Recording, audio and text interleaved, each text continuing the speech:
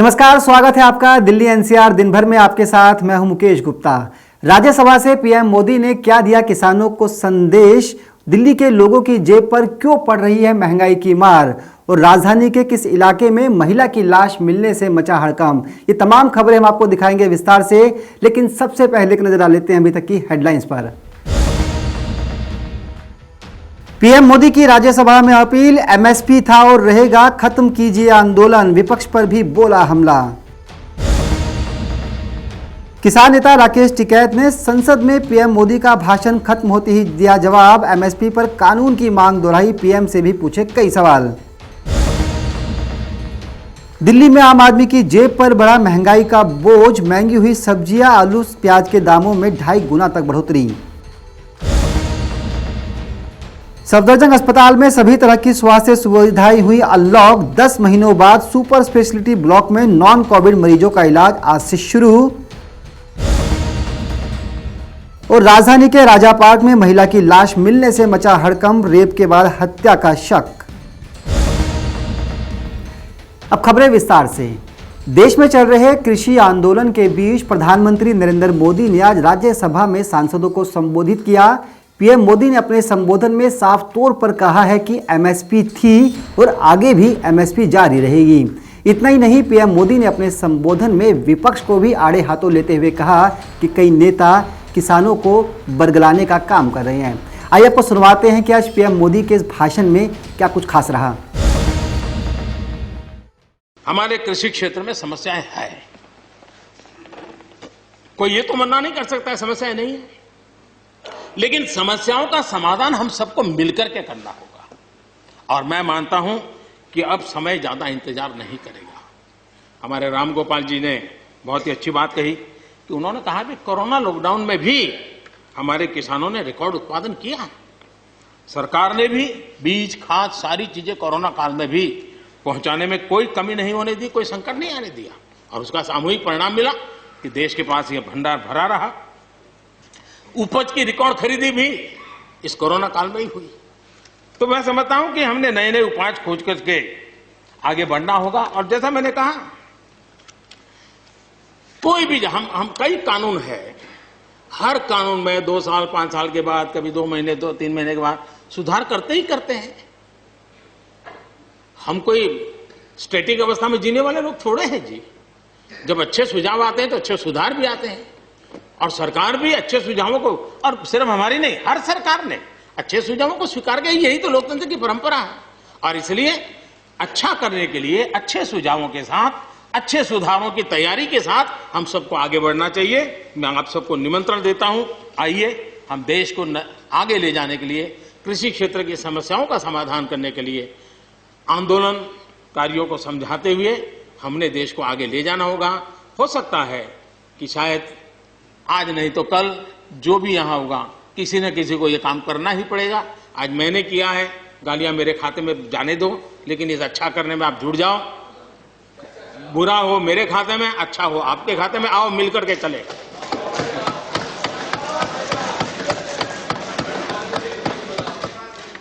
और मैं लगातार, हमारे कृषि मंत्री जी लगातार किसानों से बातचीत कर रहे हैं, लगातार मीटिंगें हो रही हैं, और अभी तक कोई तनाव पैदा नहीं हुआ है। एक दूसरे की बात को समझने का, समझाने का प्रयास चल रहा है। और हम लगातार आंदोलन से जुड़े लोगों से प्रार्थना करते हैं कि आप आंदोलन करना आपका हक है, लेकिन इस प्रकार से बुजुर्ग लोग वहां बैठे, ये ठीक नहीं है। आप उनको सबको ले जाइए, आप आंदोलन को खत्म कीजिए। आगे बढ़ने के लिए मिल बैठ करके चर्चा करेंगे, रास्ता खुले है। ये सब हमने कहा है। मैं आज भी इस सदन से माध्यम से भी निमंत्रण देता हूं। आदरणीय सभापति जी, ये बात निश्चित है, हमारी खेती को खुशहाल बनाने के लिए फैसले लेने का ये समय है। इस समय को हमने गंवा नहीं देना चाहिए। हमें आगे बढ़ना चाहिए, देश को पीछे नहीं ले जाना चाहिए। पक्ष हो, विपक्ष हो, आंदोलनरत साथी हो, इन सुधारों को हमने मौका देना चाहिए और एक बार देखना चाहिए कि इस परिवर्तन से हमें लाभ होता है कि नहीं होता है। कोई कमी हो तो उसको ठीक करेंगे और कहीं ढिलाई है तो उसको कसेंगे। ऐसा तो है नहीं कि सब दरवाजे बंद कर दिए बस। और इसलिए मैं कहता हूं, मैं विश्वास दिलाता हूं कि मंडियां अधिक आधुनिक बने, अधिक प्रतिस्पर्धी होगी। इस बार बजट में भी उसके लिए हमने प्रावधान किया है। इतना ही नहीं, एमएसपी है, एमएसपी था, एमएसपी रहेगा। इस सदन की पवित्रता समझे हम। जिन 80 करोड़ से अधिक लोगों को सस्ते में राशन दिया जाता है, वो भी कंटिन्यू रहेगा। इसलिए मेहरबानी करके भ्रम फैलाने के काम में हम न जुड़े, क्योंकि हमको देश ने एक विशिष्ट जिम्मेवारी दी है। किसानों की आय बढ़ाने के जो दूसरे उपाय हैं, उन पर भी हमें बल देने की जरूरत है। आबादी बढ़ रही है, परिवार के अंदर सदस्यों की संख्या बढ़ रही है, जमीन के टुकड़े छोटे होते जा रहे हैं। ऐसी स्थिति में हमें कुछ न कुछ ऐसा करना ही होगा ताकि किसानी पर। तो सुना आपने क्या कुछ कहा पीएम मोदी ने। आपको बता दें कि प्रधानमंत्री नरेंद्र मोदी की स्पीच के बाद किसान नेता राकेश टिकैत ने भी अपना बयान जारी करते हुए कहा कि हमारा पंच भी वही है और हमारा मंच भी वही है। इतना ही नहीं, राकेश टिकैत ने कहा कि पहले आप तीनों कानूनों को वापस लीजिए, उसके बाद बातचीत के लिए माहौल तैयार होगा। हमने कहा कि एमएसपी खत्म हो रहा, हमने ये कहा कि एमएसपी पे कानून बने। एमएसपी पे कानून बन जाएगा तो देश के किसानों को फायदा होगा। अब एमएसपी पे कानून नहीं है तो व्यापारी आधे में लूटता है उसको, ये कहा हमने। अब सारे मसले ये हो गए, पहले पंजाब का था, फिर उसका था, फिर इसको जाट का बनाया, फिर इसको सिख का बनाया, फिर अलग अलग बनाया। किसान में भी छोटा बड़ा किसान हो गया। अब इसका अगला एजेंडा क्या रहेगा उनका? ये किसान देश का एक है, ना छोटा बड़ा है ना वो है। ये छोटे का ही तो आंदोलन है, ये बड़ों का तो आंदोलन नहीं। ऐसा प्रधानमंत्री जी का कहना ये है कि जो कृषि बिल है उसमें समस्या या समाधान दोनों में से एक रास्ता निकल सकता है। समस्या या समाधान? समस्या ही काट दो, जिन्हें बिल्लू को वापसी दे दो, अपना निमट जाएगा और एमएसपी पे कानून बनेगा। मोदी जी ने ये भी कहा कि जब ग्रीन रेवोल्यूशन आया था तभी भी लोग प्रोटेस्ट किए थे, लेकिन ये टाइम जो प्रोटेस्ट है ये है पॉलिटिकली मोटिवेटेड। कहाँ है पॉलिटिक्स वाले? तो है ही नहीं यहाँ से। कहाँ है पॉलिटिक्स वाले? वो दिखाओ नहीं का मिल रहे आपसे? अरे मिली तो रहे ना, उनके टेंट लग रहे, अपना प्रदर्शन कर रहे कहीं बाहर, कहीं कुछ नहीं कर रहा। हाँ अब आगे समझ में। या किसान बिरादरी है। हाँ तो ठीक ही तो आया, किसान बिरादरी आ गई और इस किसान बिरादरी के साथ में सब लोग आगे। देश में भूख पे व्यापार नहीं होगा। भूख कितनी लगेगी, अनाज की कीमत उतनी होगी। देश में भूख से व्यापार करने वालों को बाहर निकाला जाएगा। जिस तरह से फ्लाइट के टिकट एक ही दिन में 4 बार उनके टिकट के रेट ऊपर नीचे होते हैं, इसी तरह से अनाज की कीमतें किस आदमी को किस टाइम पे कितनी भूख लगेगी, उसकी कीमत देश में अनाज की कीमत भूख पे तय नहीं होगी। उन्होंने बोला कि अभी रास्ते अभी भी खुले हैं, सदन के रास्ते के थ्रू भी हम दूध की भी पॉलिसी लेकर आ रहे हैं। बाहर से दूध बहुत निर्यात हो रहा है। देश का किसान जो दूध का उत्पादन करने वाला है मर गया पूर्ण रूप से। लागत ज्यादा है और दूध में जो बिकता है वो कम रेट पे बिकता है। पानी से सस्ता देश में दूध बिक रहा। आज भी ग्रामीण उसमें 22 से लगा के और 28 रुपए किलो तक का दूध बिकता है। इससे खर्चा नहीं चलता, उसका भी एक रेट फिक्स हो।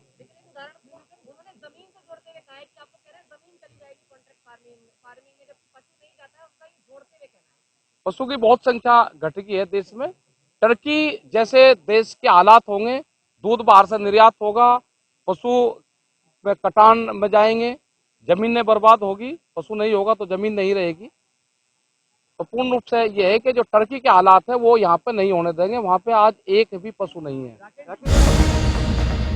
देश में एक तरफ किसान आंदोलन के चलते सरकार और किसानों के बीच रस्साकशी का माहौल है, तो वहीं इसका असर अब दिल्ली वासियों की जेब पर पड़ता हुआ भी साफ नजर आ रहा है। आपको बता दें कि दिल्ली के अंदर पिछले कई दिनों में सब्जियों के दामों में बेतहाशा बढ़ोतरी हुई है। खास तौर पर रोजमर्रा के काम में आने वाले आलू प्याज जैसी सब्जियों के दाम पिछले करीब 10 दिनों में दोगुने हो गए हैं। आइए आपको दिखाते हैं खास रिपोर्ट।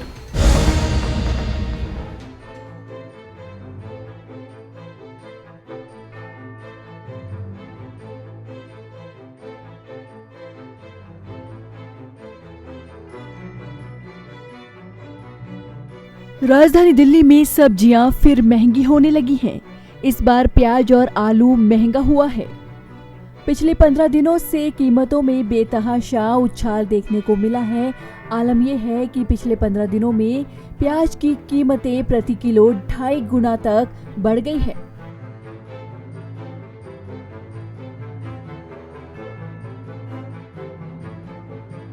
पिछले दिनों प्याज की कीमत 20 रुपए प्रति किलो थी, जो अब 50 से 60 रुपए प्रति किलो बिक रही है, जिसका सीधा असर आम लोगों की जेब पर पड़ा है। इस कीमत में बिक रही प्याज ने तो मानो दिल्ली वालों को रुला ही दिया। हालांकि बताया जा रहा है कि अगले 10 दिनों में ये भाव कुछ कम हो सकता है। प्याज की बढ़ती कीमतों ने आम आदमी की मुश्किलें बढ़ा दी हैं। इतनी महंगी प्याज आम आदमी की थाली से तो गायब ही हो गई है। थोक कारोबारियों के मुताबिक नई खेप की प्याज आने पर भी थोड़ी राहत मिल जाएगी। बता दें, गुजरात, बंगाल, नासिक से बड़ी मात्रा में प्याज की खेप दिल्ली पहुंचेगी, जिसके बाद ही कीमतों में कमी आएगी। वहीं आलू की कीमत में भी काफी इजाफा हुआ है। हालांकि थोक बाजार में कीमत कम है, लेकिन आम लोगों तक पहुंचते हुए आलू की कीमत 20 से 25 रुपए प्रति किलो पहुंच रही है।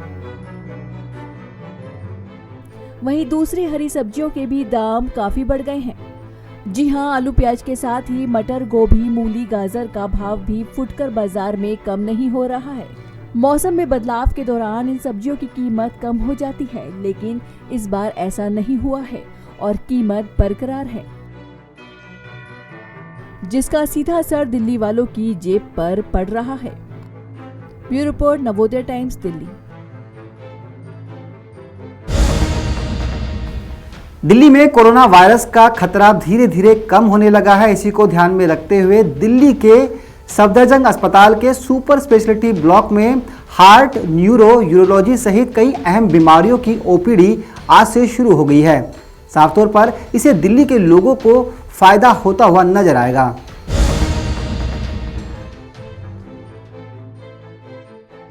दिल्ली में कोरोना वायरस का संक्रमण धीरे धीरे कम होता जा रहा है। इसके चलते व्यवस्थाएं फिर से पहले की तरह करने की कवायद जारी है। इसके तहत ही सफदरजंग अस्पताल का सुपर स्पेशलिटी ब्लॉक 8 फरवरी यानी कि आज से शुरू हो रहा है। कोरोना की वजह से बंद पड़ा ये ब्लॉक आम मरीजों के लिए अब ओपन किया जा रहा है। अब यहाँ पर हार्ट, न्यूरो, यूरोलॉजी, किडनी आदि बीमारियों का इलाज फिर से शुरू हो जाएगा। सबसे बड़ी राहत की बात यह है कि 10 महीनों बाद हार्ट कमांड सेंटर खुलने की वजह से दिल के मरीजों को बेहतर इलाज उपलब्ध होने की संभावना जताई जा रही है। खबरों की माने तो सफदरजंग अस्पताल के यूरोलॉजी विभाग के एचओडी डॉक्टर अनूप कुमार ने बताया कि इस सुपर स्पेशलिटी ब्लॉक में 3 जोन हैं। कोविड के आने के बाद यहाँ के तीनों ब्लॉक में कोविड के मरीज थे, जिसकी वजह से इस ब्लॉक में नॉन कोविड मरीजों का इलाज बंद कर दिया गया था। लेकिन अब सिर्फ जोन 1 में ही कोविड मरीजों का इलाज हो रहा है। बाकी जोन 2 और जोन 3 में नॉन कोविड मरीजों के लिए शुरू किया जा रहा है। वहीं दूसरी तरफ कोरोना संक्रमण के 119 नए मामले सामने आए, जबकि 2 मरीजों की मौत हो गई। वहीं संक्रमण दर 0.22% रही। 24 घंटे में 54,247 सैंपल की जांच हुई। साथ ही 169 मरीज ठीक हुए। स्वास्थ्य विभाग की माने तो दिल्ली में अब कुल संक्रमितों की संख्या 6,36,035 हो गई है।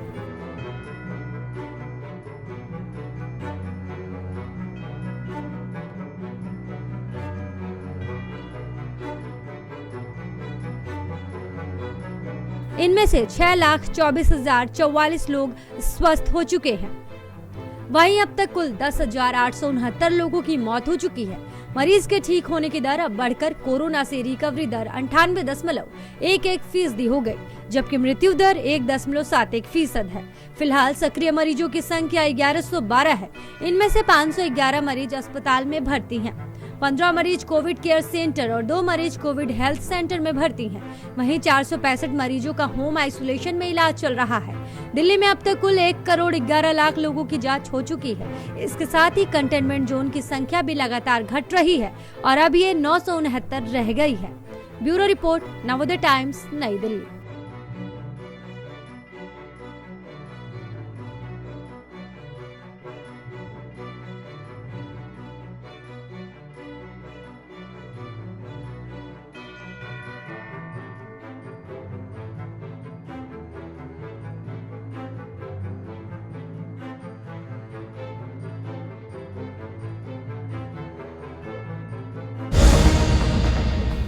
आउटर दिल्ली के राजा पार्क इलाके में खेत में एक महिला की लाश मिली है। आशंका जाहिर की जा रही है कि महिला से रेप के बाद उसकी हत्या कर दी गई है। तो वहीं परिजनों ने तंत्र मंत्र का शक भी जाहिर किया है। आइए देखते हैं खास रिपोर्ट।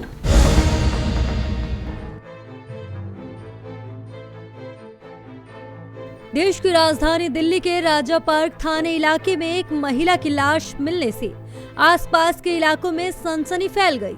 महिला से रेप की आशंका जताई जा रही है। हालांकि अभी रेप की पुष्टि नहीं हुई है।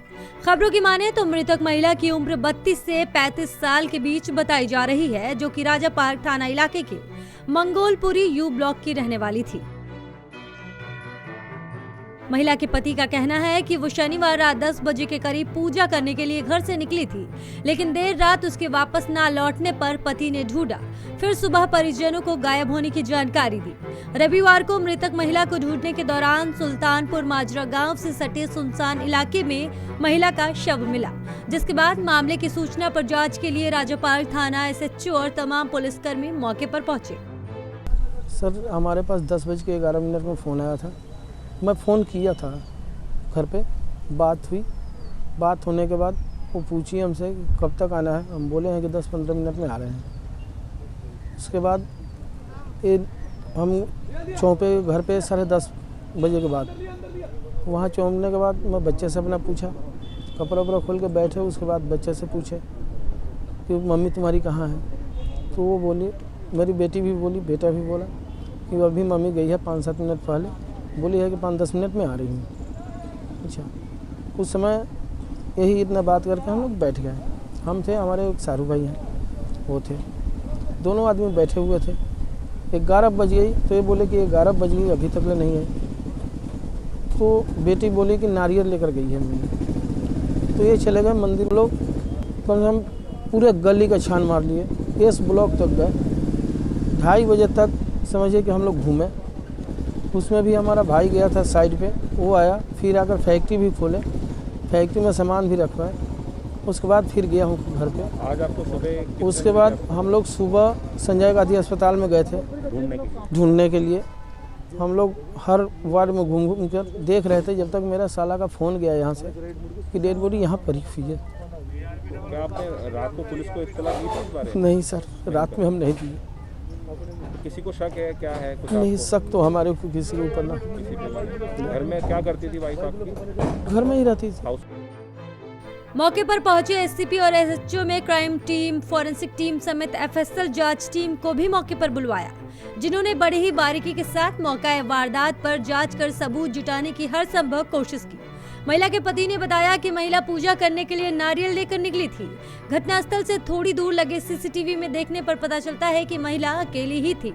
वहां स्थानीय निवासियों का कहना है कि यहां पर बहुत ज्यादा अंधेरा रहता है, जिसकी वजह से यहां से आने जाने वालों के साथ लूटपाट की घटनाएं होती रहती हैं। ये ऐसा था कि सुबह यहाँ से फैक्ट्री के लिए निकलते आदमी, तो उन्होंने देखा कि यहाँ डेड बॉडी पड़ी है। जब आए पास में देखा तो उसके चोट लगी हुई थी यहाँ पीछे, और फिर देखा तो जानवरों ने खा रखा था उसे। जब देखा कि कहाँ रहती है कहाँ नहीं रहती, तो पता लगा मंगोलपुरी यू ब्लॉक की रहने वाली है। फिर उसके बाद पुलिस वाले आ गए, अपनी कार्रवाई कर रहे हैं और बहुत बढ़िया तरीके से कर रहे हैं पुलिस वाले। कौन सी जगह है ये? क्या बोल? ये सुल्तानपुरी माजरा है। महिला के पति के मुताबिक वो रात में पूजा करने के लिए नारियल लेकर सुनसान जगह पर पहुंची थी, जिसको लेकर तंत्र मंत्र या फिर किसी अंधविश्वास की भी आशंका जताई जा रही है। फिलहाल बारीकी से जांच पड़ताल के बाद राजा पार्क थाना पुलिस ने शव को कब्जे में लेकर पास के ही संजय गांधी अस्पताल के मॉर्चरी में पोस्टमार्टम के लिए भिजवा दिया है और महिला के पति और अन्य कई लोगों से पूछताछ कर कई एंगल से मामले की गहनता से तफ्तीश में जुट गई है। दिल्ली से नवोदय टाइम्स के लिए अनिल कुमार की रिपोर्ट।